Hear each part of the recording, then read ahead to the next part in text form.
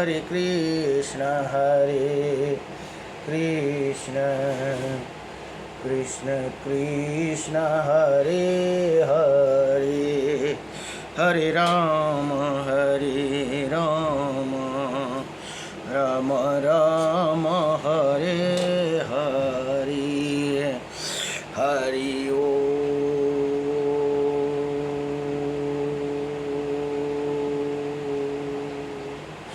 श्री गणेशाय नमः। ओम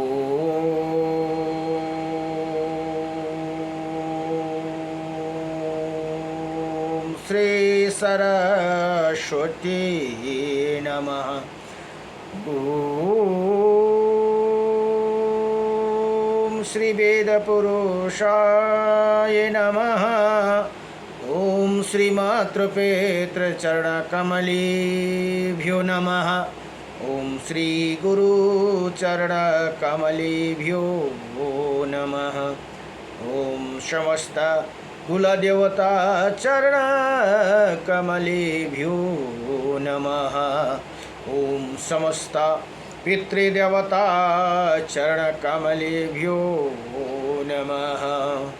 कृष्णं नारायणं वन्दे, कृष्णं वन्दे व्रजप्रियं, कृष्णं द्वैपायनं वन्दे, कृष्णं वन्दे प्रीतासुतं, वासुदेवं सुतः देवकंसचारुणमर्दनं, देवकी परमानन्दं कृष्णं वन्दे जगद्गुरुं। मुकुं करोति वाचालं पंगुं लंघयते गिरिं, यत्कृपातमहं वन्दे परमानन्दमाधवं। कस्तूरितिलकं ललाटपटले वक्षौ स्थूले कौस्तुभं, दशाग्निवरभौतिकं करतले वेणुकरे कङ्कणं।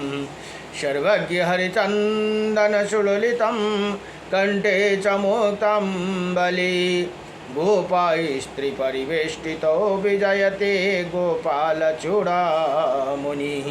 वंशी विभूषितकर्णं नवनीरदाभात, पीताम्बरदारुणाभिमां फलधरोष्टः। पूर्णेन्द्रसुन्दरमुखः अरविन्द्रनेत्रात्, कृष्णात्परं किमपि ततो अहं न जानामि। सच्चिदानन्दरूपायं विश्वोत्पत्यादिहेतवे, त्रयविनाशायं श्रीकृष्णाय वयं नमः। ओम कृष्णाय वासुदेवायं हरये परमात्मने, प्रणतक्लेशनाशायं गोविन्दाय नमो नमः। जय जय श्री राधे मेरी स्वामिनी, मैं राधे जू की दास। जन्म जन्म दीजियो मोहे श्री चरण को वास, जन्म जन्म दीजियो मोहे श्री वृंदावन को वास। जय जय राधारमण हरि, जय जय नवल किशोर, जय जय गोपीचितचोर प्रभु, जय जय माखन चोर। जन्म जन्म दीजियो मोहे श्री चरण को वास, जन्म जन्म दीजियो मोहे श्री वृंदावन को वास। नारायणं नमस्कृत्यं नरं चैव नरोत्तमं, देवीं सरस्वतीं व्यासं ततो जयमुदीरयेत्। श्री परमात्मने नमः। गुरुर्ब्रह्मा गुरुर्विष्णुः गुरुदेव महेश्वरा, गुरु साक्षात् परं ब्रह्म तस्मै श्री गुरुदेव नमः। अखंडमंडलकारकं व्याप्तयनं चराचरं, तत्पदं दर्शितं येनं तस्मै श्री गुरुदेव नमः। गुरु कै चरण मेरो काशी प्रयाग सदा चरण को वास मिलो सदा चरण को वास मिलो ब्रजराशको मुरली धुन त्यो मनमा सदा मेरो गुन्जिरहो गुरु कै चरण मेरो काशी प्रयाग सदा चरण को वास मिलो गुरु कै चरण को चरण अमृतले सकल शरीर यो भीजी रहो कृष्ण नाम को माला जपी जपी राधा नाम को माला जपी जपी अंत समय मा प्राण छुटो गुरु कै चरण मेरो काशी प्रयाग सदा चरण को वास मिलो प्रेम को बाती मन न सकू प्रभु ज्ञान को ज्योति बाली रहो भक्त हमी चरण कदासी भक्त हमी प्रभु का दासी कृपा दृष्टि सदै रही रहो कै चरण मेरो काशी प्रयाग सदा चरण को वास मिलोस्। र यो स्तोत्र बलिमा एउटा महत्त्वपूर्ण स्तोत्र हुन्छ जो श्री विष्णु अष्टविंशति नामम स्तोत्रम भनेर यहाँ अर्जुनले भगवान कृष्णलाई प्रश्न गर्नुहुन्छ भने भगवान कृष्णले उत्तर दिनुहुन्छ। श्री अर्जुनोवाच किं नो नामं सहस्राणि जपते च पुनः पूर्णं यानि नामानि दिव्यानि तानि चक्षुषा केशव। हे भगवान केशव मनुष्य बार बार 1000 नाम जप क्यों करते हैं? जो आपका दिव्य नाम है उनका वर्णन करे। यहाँ भगवान अर्जुन भन्नुहुन्छ जो 1000 को स्वयं फल पाउने नाम मलाई बताइदिनुहोस् भनेर यहाँ बताउनुहुन्छ। अब श्री भगवान वाच भगवान भन्नुहुन्छ शङ्कुर्मं वराहं च वामनं च जनार्दनं गोविन्दं पुण्डरीकाक्षं माधवं मधुसूदनं पद्मनाभं सहस्राक्षं वनमाली हलायुधं गोवर्धनं हरिकेशव वैकुण्ठं पुरुषोत्तमं विश्वरूपं वासुदेवं रामनारायणं हरिं दामोदरं श्रीधरं च वेदंगं गणरोधजम् अनन्तकृष्णगोपालं जपते नास्ति पातकं गावं कोटिप्रधनस्य अश्वमेधस्य च कन्यादानं शास्त्रणं फलं प्राप्नोति मानव अमावास्या पूर्णिमास्यम् एकदशं तथैव च सन्ध्याकाले स्मरे नित्यं प्रातःकाले तथैव च मध्याह्ने च जपे नित्यं सर्वै पाप प्रमोचति। हे भगवान कृष्ण भन्नुहुन्छ हे अर्जुन यी नाम जप गर्ने पुरुषका भित्र पाप नै रहते उनले 1 करोड गौदान गरेको फल प्राप्त गर्दछन् भने 100 अश्वमेध यज्ञ र 1000 कन्यादान गरेको फल प्राप्त गर्दछन्। औँसीमा पूर्णिमा तथा एकादशी तिथिको नमा प्रतिदिन स्वयं प्राप्त मध्याह्न गरेर 3 टाइम यी नाम स्मरणपूर्वक जप गर्नेवाला पुरुष सम्पूर्ण पापदेखि मुक्ति हुन्छन्। हेर्नुहोस् हामी कहीँ भड्किनै पर्दैन। यी 28 नाम गाउने गऱ्यौँ भने सबै कुरो हामीले घरमै बसी बसी प्राप्त गर्न सकिन्छन्। यी 28 वटा नाम कति सजिलो छन् त। वत्सं कुर्मं वराहं च वामनं च जनार्दनं गोविन्दं पुण्डरीकाक्षं माधवं मधुसूदनं पद्मनाभं सहस्राक्षं वनमाली हलायुधं गोवर्धनं हरिकेशव वैकुण्ठं पुरुषोत्तमं विश्वरूपं वासुदेवं रामनारायणं हरिं दामोदरं श्रीधरं च वेदंगं गणरोध्वजम् अनन्तकृष्णगोपालं जपदे नास्ति पातकं भनेर यति नाम जप्यो भने समस्त पापदेखि हामी मुक्ति हुन्छ भनेर यहाँ स्वयं भगवान कृष्णले बताउनु भएको मन्त्र हो। यो मन्त्र मिथ्या होइन। अब नमो भगवती वासुदेवाय र ब्रह्मा पुराण अध्ययन हुँदैछ। यहाँ ब्रह्मा पुराणमा जम्मा 107 अध्याय भनेर बताइयो भने 10,000 श्लोक भनेर यो पुस्तकमा बताइएको छ। र आज 58 अध्यायको प्रसङ्गमा आपस्तम्भ तीर्थ शुक्ल तीर्थ और श्री विष्णु तीर्थ की महिमा, यसमा तीर्थको बडा महिमा आउँदैछन्।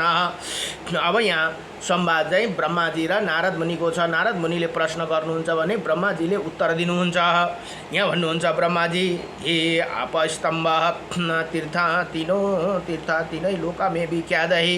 यही स्मरण करने मात्र से समस्त पाप राशि का विध्वंस करने में सामर्थ्य है भनेर यहाँ ब्रह्माजी बताउनुहुन्छ। आपस्तम्भ एक मुनि थे भनेर यहाँ भन्नुहुन्छ। वो परम बुद्धिमान और यशस्वी थे। उनकी पत्नी का नाम था अक्षसूत्रा था। वो पतिव्रता धर्म का पालन करने वाली थी।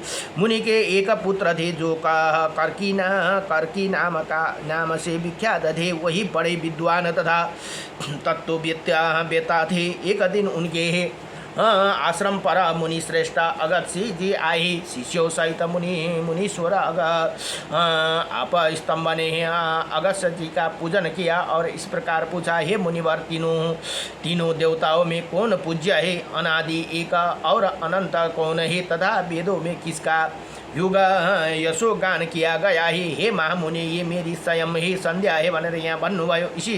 इसी से दूर करने के लिए आप कुछ उपदेश करे भनेर यहाँ ती ऋषि मुनि सोध्दछन्।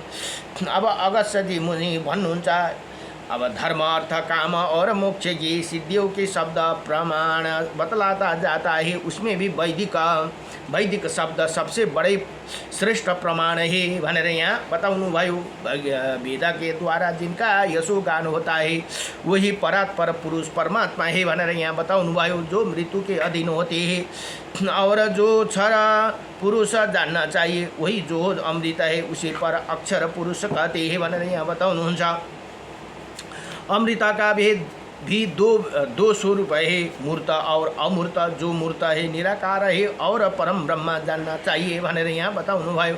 और अमूर्त मूर्त होइन है, मूर्त और अमूर्त भनेको जो अमूर्त छ, अमूर्त चाहिँ निराकार हो भनेर जान्नु पर्यो। उसे परम ब्रह्म जानना चाहिए। और मूर्त को अपार ब्रह्मा कहते हैं। गुण की व्यापकता के अनुसार मूर्ति के भी तीन भेद है, ब्रह्मा विष्णु और शिव। यी मूर्तको पनि तीन भेद भनेर यहाँ बताउनु भयो। को हुन्छ भन्दा ब्रह्मा विष्णु और शिव ये एक होते हुए भी तीन कहलाते हैं। इन तीनों देवताओं भी वेद तत्व एक ही है, उसे ही परम ब्रह्मा कहते हैं भनेर यहाँ भन्नु। परम ब्रह्मा भन्नेको कारण नै के हो त भन्दा तीनजनालाई मिलाएर परम ब्रह्मा भनिन्छ भनेर यहाँ बताउनु भयो। गुण और कर्म का भेद से एक की ही अनेक रूप से अव्यक्त होते हैं। लोकों का उपकार करने के लिए एक ही ब्रह्मा के तीन रूप हो जाते हैं भनेर यहाँ बताउनु। जो इसी परम तत्व को हम जानते हैं वही विद्वान है, दूसरा नहीं। जो इन तीनों में भेद बतलाता है उसे लिंग भेदी ही कहते हैं भनेर यहाँ बताउनु भयो। उसके लिए कोई प्रायश्चित नहीं है र भगवान ब्रह्मा विष्णु महेशमा भेद गर्नु हुँदैन, एकै हुन् भनेर हामीले सम्झिनुपर्छ। जो उसलाई भेद गर्छन् भने त्यो लिङ्ग भेद भयो भनेर यहाँ बताउनु भयो। तीनै देवताओं के रूप एक दूसरे से भिन्न और पृथक पृथक है। संपूर्ण साकार रूप में पृथक पृथक भनेको अलग अलग वेद में प्रमाण है। जो निराकार तत्व है वही एक है, वही वो उन तीनों अपेक्षा उत्कृष्ट माना गया है। होइन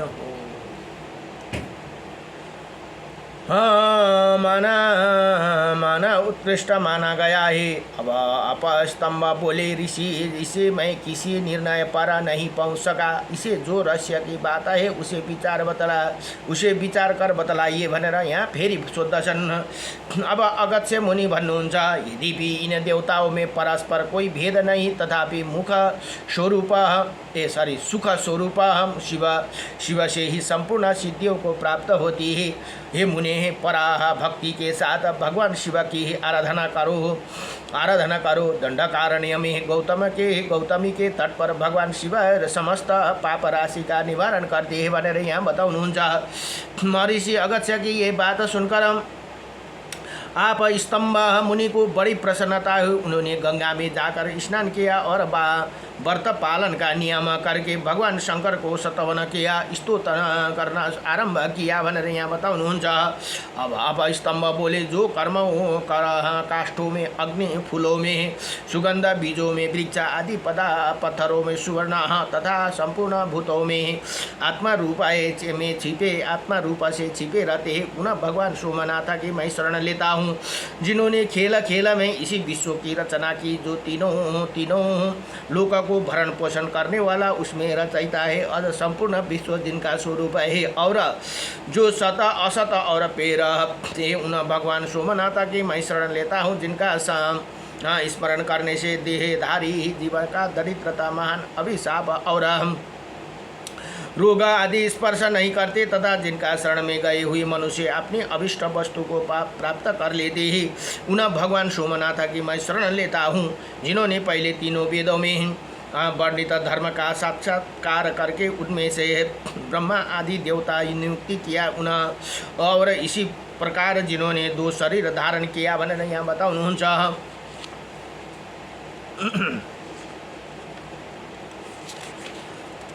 किए उन भगवान सोमनाथ की मैं शरण लेता हूँ भनेर यहाँ बडो दिव्यसँगले प्रार्थना गर्नुहुन्छ।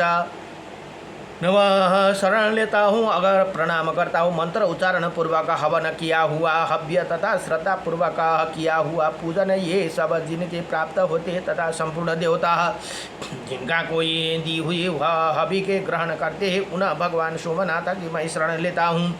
जिनके बढ़कर दूसरा कोई उत्तम वस्तु नहीं, जिन्होंने बढ़कर अत्यंत सूक्ष्म भी कोई नहीं, तथा जिनके बढ़कर महान और से महान वस्तु भी दूसरा ग्रह नहीं है, उन्हें भगवान सोमनाथ की मैं शरण लेता हूँ भनेर बडो दिव्यसँगले प्रार्थना गर्नुहुन्छ। जिनकी आज्ञा से ये विचित्र अचिंत्य नाना प्रकार का और महान विश्व को एक ही कार्य में संलग्न हो निरंतर परिचालित रहता है, उन भगवान सोमनाथ की मैं शरण लेता हूँ। जिन्हें ऐश्वर्य सब का अधिपत्य कृत्य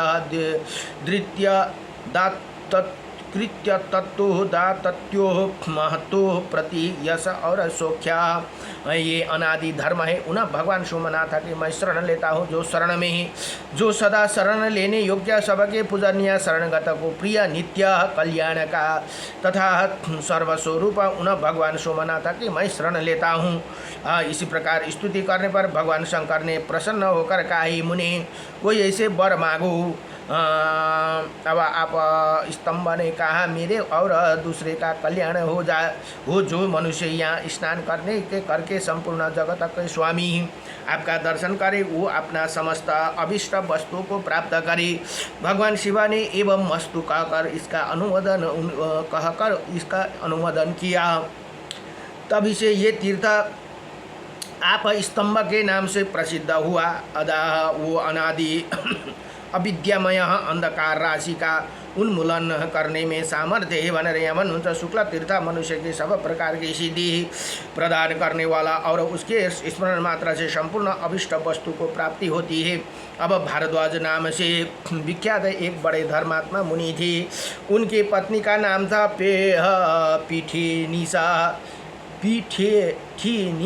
पीठेनीस था। वही पतिव्रता धर्म का पालन करती थी। पति के साथ गौतमी के तट पर निवास करती थी। एक बार मुनि के अग्नि और सोम देवताओं के लिए तथा इंद्र और अग्नि देवताओं के लिए पुरोडास खीर बनाया। पुरोडास जब पक रहा था तब धुएँ से एक पुरुष प्रकट हो गया भनेर यहाँ भन्नुहुन्छ। धुआँबाट त्यो जुन पकाउँदै गरेको धुआँबाट एक पुरुष प्रकट हुआ जो तीनों लोगों को भयभीत करने वाला था। उसे पुरोडास खा लिया। तब ये देखकर महामुनि ने क्रोधपूर्वक पूछा, तुम कौन हो जो मेरा यज्ञ नष्ट कर रहा है? ऋषियों की बात सुनकर राक्षस ने उत्तर दिया, मेरा नाम हव्यग्न है, यज्ञधन है और मैं संज्ञा का पुत्र हूँ, प्राचीन बाहु का ज्येष्ठ पुत्र हूँ भनेर यहाँ बताउनुहुन्छ। मैं ही ज्येष्ठ प्राचीन बाहु का ज्येष्ठ पुत्र मैं ही हूँ। ब्रह्मा जी ने मुझे वरदान दिया है कि तुम सुखपूर्वक यज्ञ का भक्षण करो। मेरे छोटे भाई कली भी बलवान है और अत्यंत भीषण है। ये काला मेरे पिता काली, मेरी माँ काली और मेरे छोटे भाई वायु भी काला है, यही मैं कृत्यंता बनकर यज्ञ का नाश और यूप का छेदन करूँगा भनेर यहाँ ती राक्षसले बताउँदछन्। भारद्वाज ने कहा तुम मेरे यज्ञ की रक्षा करो, क्योंकि ये प्रिय एवं सनातन धर्म है। मैं जानता हूँ तुम यज्ञ का नाश करने वाले हो, तो भी मेरे अनुरोध से ये तुम ब्रह्मा सहित मेरे यज्ञ के ब्राह्मणों सहित मेरे यज्ञ की रक्षा करो भनेर यहाँ यसरी भारद्वाज ऋषिले आज्ञा दिनुभयो। अब यज्ञधन ने कहा, हे भारद्वाज मुनि, मुद्दमा संक्षेप में मेरी बात सुनो। पूर्व काल में देवताओं और दानवों को समीप ब्रह्मा जी ने मुझे श्राप दिया। उसी समय मैंने लोक पितामह ब्रह्मा जी को प्रार्थना करके प्रसन्न किया। तब उन्होंने कहा, जब श्रेष्ठ मुनि तुम्हारे ऊपर अमृत का छिटा देंगे तब तुम श्राप से मुक्ति हो जाओगे, इसी सिवा और कोई उपाय नहीं है भनेर यहाँ ब्रह्मा जी ने सरी श्राप दिनुभएको थियो। ब्रह्मा अब जब आप ऐसे करोगे तो आपकी जो इच्छा होगी वही सब पूर्ण होगी, ये बात कभी मिथ्या नहीं हो सकती भनेर यहाँ ती राक्षसले बताए। अब भारद्वाज मुनि भन्नुहुन्छ, हे महामते, तुम्हें मेरे शाखा हो, अतः जिस उपाय से यज्ञ की रक्षा हो वही बताओ, मैं इसे अवश्य करूँगा। देवताओं और दैत्यों ने एकत्रित होकर कभी क्षीर समुद्र का मंथन किया था। उसी समय बड़ा कष्ट से उन्हें अमृत मिला। वही अमृत मुझे कैसे सुलभ हो सकती है? यदि तुम प्रेम वश प्रसन्न हो तो जो सुलभ वस्तु हो वही मांगो। इसी की ये बात सुनकर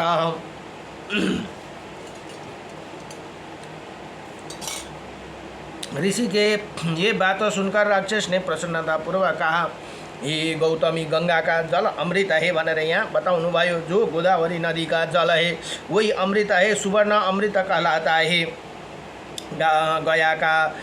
गाय का घी भी अमृत है भनेर यहाँ बताउनुहुन्छ। के भन्दा गंगा जललाई पनि अमृत मानिन्छन् अरे भने सुवर्णलाई पनि अमृत कहलाते हैं। गाय का घी भी अमृत है और सोम रस भी अमृत ही माना जाते हैं। अब इसी सब को द्वारा मेरे अभिषेक करें अथवा गंगा का जल, घी और सुवर्ण, इन तीनों वस्तु ही अभिषेक करो। सबसे उत्कृष्ट एवं दिव्य अमृत है भनेर यहाँ भन्नुहुन्छ। गौतमी गंगा का जल ये सुनकर भारद्वाज मुनि बड़ा संतोष हुआ। उन्होंने बड़े आदर के साथ गंगा का अमृतमय जल हाथों में लिया और उसी से राक्षस का अभिषेक किया। इसे वो महाबली राक्षस शुक्ल वर्ण का होकर प्रकट हुआ और जो पहले काला था वही क्षण भर में ही गोरा हो गया। और प्रतापी भारद्वाज ने संपूर्ण यज्ञ का समाप्त करके ऋषि तत्जनों को विदा किया। इसके बाद राक्षस ने पुनः भारद्वाज से कहा, हे मुनि, अब मैं जाता हूँ। तुमने मुझे गोरा वर्ण कर दिया है। तुम्हारे इस तीर्थ में जो स्नान और दान और पूजन आदि करेगा उस सबसे अभिष्ट फलों की सिद्धि हो। इसके स्मरण मात्रा से सब पाप नष्ट हो जाए। तब से ये शुक्ल तीर्थ के नाम से विख्यात हुआ भनेर यहाँ बताउनु भयो। अब दण्डकारण्य वन में गौतमी गंगा के तट पर वो तीर्थ स्वर्ग का खुला हुआ दरवाजा है। वहाँ गंगा जी के दोनों तट पर 7000 तीर्थ जो सब प्रकार की सिद्धि प्रदान करने वाला है भनेर यहाँ जुन गोदावरी तीर्थको पनि बडो दिव्य महिमा बताउनुहुन्छ। अब श्री विष्णु तीर्थ के नाम से जो विख्यात तीर्थ है उसका वृत्तांत सुनो। अब मृदगल के पुत्र मोदगल्या एक प्रसिद्ध महर्षि थे। उनका पत्नी का नाम था जाबाला था। वही उत्तम पुत्र की जननी थी। अब मोदगल्या की पिता मृदगल ऋषि भी संपूर्ण विश्व के विख्यात थे। उनकी पत्नी भागीरथी के नाम से प्रसिद्ध थी। मोदगल्य ऋषि प्राप्त काल ही गंगा स्नान करते थे और उन्हें नित्य का कार्य करता था। गंगा के तट पर कुश मिट्टी और समी के फूलों से वो प्रतिदिन भगवान का पूजन करते थे। गुरु के बताए हुए मार्ग से अपने हृदय कमल में भीतर प्रतिदिन भगवान विष्णु का आवाहन करते थे। उनके आवाहन करते ही शंकर चक्र और गदा धारण करने वाला लक्ष्मीपति जगन्नाथ गरुड़ पर आरूढ़ हो तुरंत वहाँ आते थे और मोदगल्य ऋषि के द्वारा यत्नपूर्वक पूजित होने पर वो कुछ काल तक वहीं भी विचित्र कथाएं सुनाया करते थे। थे भनेर यहाँ बताउनुहुन्छ। कथा वार्ता में जब तीसरे पहर समय हो जाता तब भगवान विष्णु उन्हें बार बार कहते हैं, बेटा अब अपने घर जाओ, तुम बहुत थक गए होंगे। इसी प्रकार भगवान के आग्रह पर उन्हें घर लौटते थे। उनके जाने पर भगवान देवताओं के साथ अपने धाम को लौटते थे। अब मुदगल्या भी प्रतिदिन कुछ लेकर अपने घर में आते और पत्नी को अपना उपार्जित धन देते थे। अब मुदगल्या की पत्नी ही जबला बड़ी प्रतिव्रता थी। उसके स्वामी का साथ फल अथवा मूल जो कुछ भी ले देती थी उसी ही लेकर वो उसका संस्कार करती थी और पहले अतिथियों का बालकों को तथा अपने पिता को परोसती थी और सबका भोजन देकर पीछे स्वयं भोजन अन्न ग्रहण करती थी। जब सब लोग भोजन कर लेते तब मुदगल्या मुनि प्रतिदिन रात में प्रसन्नता पूर्वक श्री विष्णु के मुख से सुनी हुई कथा सबको सुनाते थे। इसी प्रकार बहुत समय व्यतीत होने के बाद वो मुदगल्या मुनि ने पत्नी, पुत्र, भाई, बंधु और माता पिता के साथ उत्तम भोग भोगे और अंत में मोक्ष भी प्राप्त कर लिया। तभी से वो मुदगल्या तीर्थ और श्री विष्णु तीर्थ के नाम से प्रसिद्ध हुए भनेर यहाँ बताउनु। वहाँ का स्नान और दान, भोग एवं मोक्ष देने वाला यदि किसी तरह उसी तीर्थ के नाम का श्रवण अथवा उसका स्मरण भी हो जाए तो भगवान विष्णु प्रसन्न होते हैं भनेर यहाँ बताउनुहुन्छ और वही मनुष्य पापों से मुक्ति होकर सुखी हो जाते हैं। वहाँ गौतमी के दोनों तट पर 11,000 तीर्थ और स्नान, दान और जप आदि करने से सब पदार्थों देने वाला सक्षम है भनेर यहाँ बताउनुहुन्छ। नमो भगवते वासुदेवाय। यदि भनेर श्री ब्रह्मा पुराणको 58 अध्यायमा 58 अध्यायको आप स्तंभ तीर्थ, शुक्ल तीर्थ और विष्णु तीर्थ के महिमा का वर्णन यहाँ पूर्ण भयो। नमो भगवते वासुदेवाय। कृष्णाय वासुदेवाय हरे परमात्मने नमः। प्रणत क्लेशनाशाय गोविन्दाय नमो नमः। श्री कृष्ण गोविंद हरे मुरारी, हे नाथ नारायण वासुदेवम् अनंत वैकुंठ मुकुंद कृष्ण गोविंद दामोदर माधवीति। ओम नमो भगवते वासुदेवाय नमः।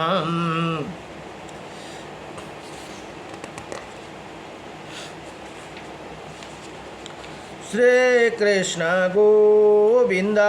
अब भोलिको प्रसङ्गमा लक्ष्मी तीर्थ और भानु तीर्थ का महात्म्य का वर्णन भनेर यहाँ बताउनुहुन्छ। नमो भगवते वासुदेवाय।